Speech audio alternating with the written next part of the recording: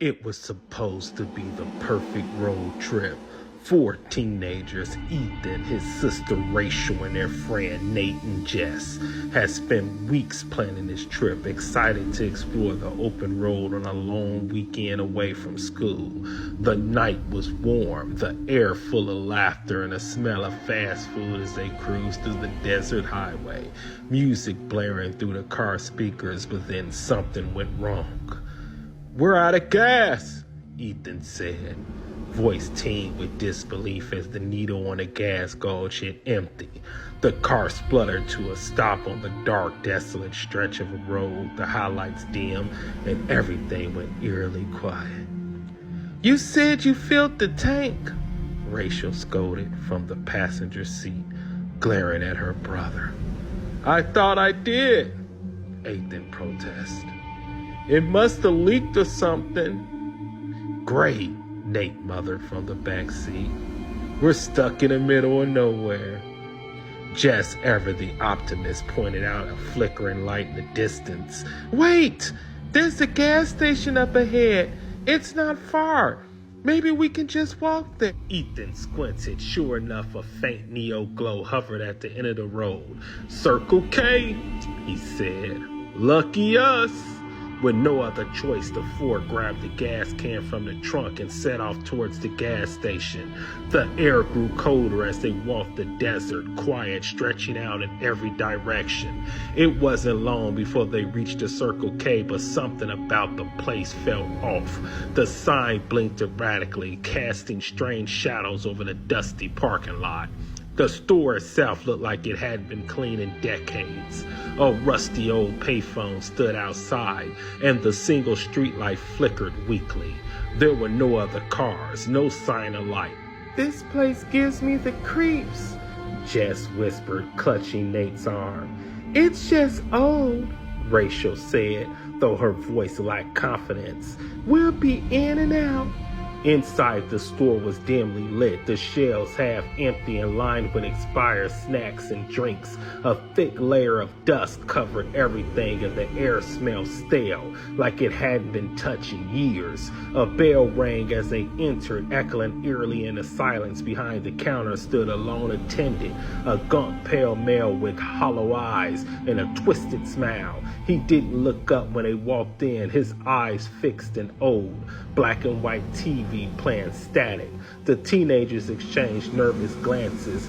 "I'll just pay for the gas," Jess whispered into the group, making her way to the counter with the gas can in hand. As she approached, the man finally looked up, his eyes locking onto Jess with unsettling intensity. "Pumping out service," the attendant rasped, his voice low, gravely. His words hung in the air like a warning. "The pump is out of service." "But we saw the light," Jess said, stepping up. The attendant grin widened, revealing teeth too sharp to be normal.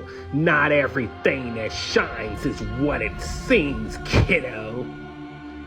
Before they could react, the overhead lights flickered violently, and the store was plunged into darkness. The teenagers froze in a sudden blackness. The air felt heavier, colder. Something was wrong, very wrong. "Let's get out of here," Rachel whispered, panic rising in her chest. The lights spluttered back on, but the gas station had changed. The shelves were not filled with decaying food. The once dusty flow slick with some dark oily substance. The walls seemed to pulse like the building itself was alive. The attendant has vanished, leaving nothing but a smear of black on the floor where he once stood. Ethan grabbed Rachel's hand and they all bolted for the door. But when they tried to push it open, it wouldn't budge. "We're locked in," Jess cried, pounding on the glass. Outside, the desert was gone, replaced by an endless void of swirling mist. "What is this place?" Nate asked, backing away from the door. Ethan turned around, scanning the gas station for any sign of escape.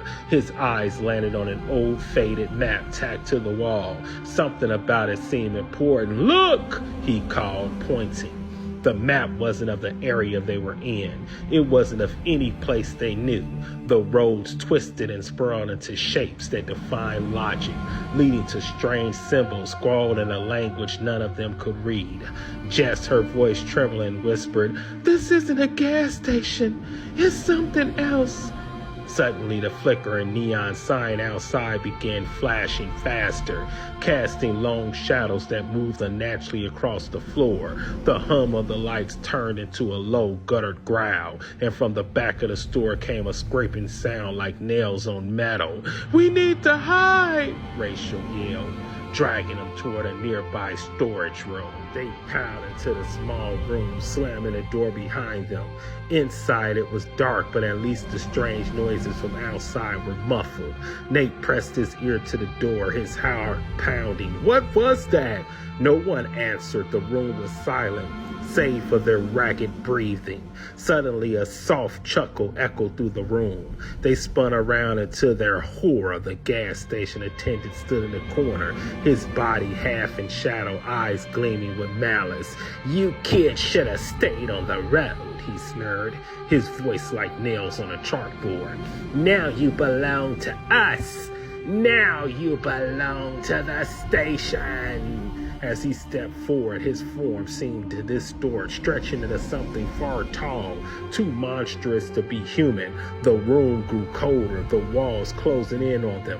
Ethan fumbled for the door, but it wouldn't open. A shadow slithered across the floor, creeping towards them. Rachel grabbed Ethan's arms, terror in her eyes. "We have to do something!" Ethan's mind raced, and in a moment of clarity, he remembered the gas can, still clutched in his hand. "The gas!" he shouted. Without thinking, Ethan dosed the floor with the gasoline, the fumes quickly filling the room. Nate grabbed the lighter from his pocket, flickering it on with shaking hands. "Hope this works!" With the toss of the lighter hit the ground and the room exploded into flames. The last thing they saw was the attendant's furious, twisted face disappearing into the fire as the gas station around them crumbled.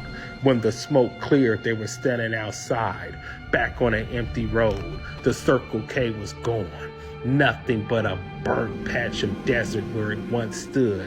Shaken but alive, they stumbled back to the car. The gas gauge miraculously had jumped back to full. They never spoke of the Circle K again, but every now and then when they passed an old rundown gas station at night, they couldn't help but wonder, was it really gone? Or was it still out there, waiting for its next unlucky visitor?